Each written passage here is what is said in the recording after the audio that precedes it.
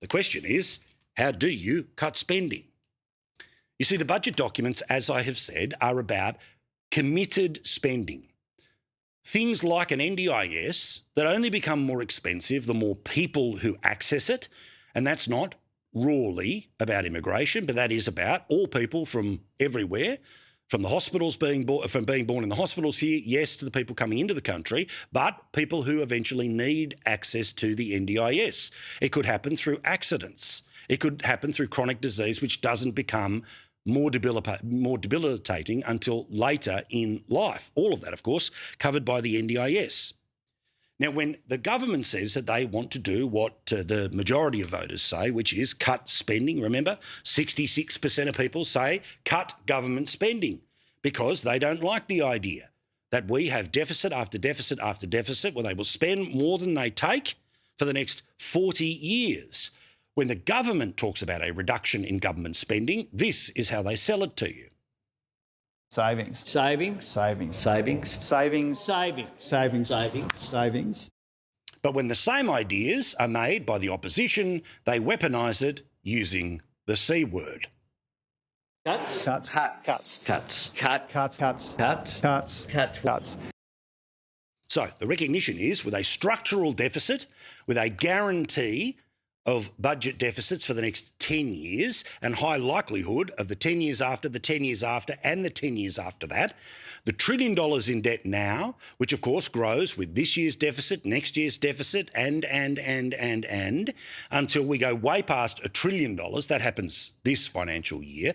And no doubt when we have this conversation in some way, shape or form, 10, 20 or even 30 years later, still a young fella, it would be closer to $2 trillion.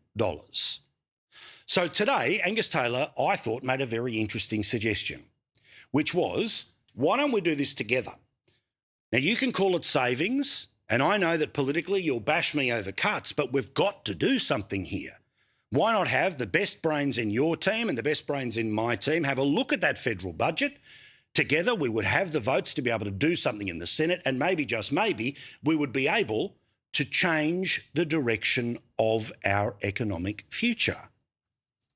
Here was Angus Taylor making a common sense pitch today on the likelihood of the government remaining so for at least the next few years, but if they had the support of the opposition, they could maybe make some of the things that would be politically unpopular, but they'd have the cover of the majority of the parliament. Setting up a prosperous economy requires us to put Australians first, not politics, not egos. And it's in that spirit that I wrote to the Prime Minister, Anthony Albanese, yesterday, proposing the establishment of a bipartisan task force on spending restraint. A task force comprising equal numbers of government and opposition members. A task force with the objective of identifying and agreeing to practical measures to reduce inflationary spending and commence budget repair.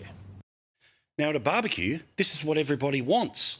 Now, we understand that every 3 years they have to go to war with each other to try to hold on to or to take power. But why not this as an idea? I would extend it to the minor parties in representation in the parliament and those like One Nation that have significant public support right now. I'd even let a teal or two in.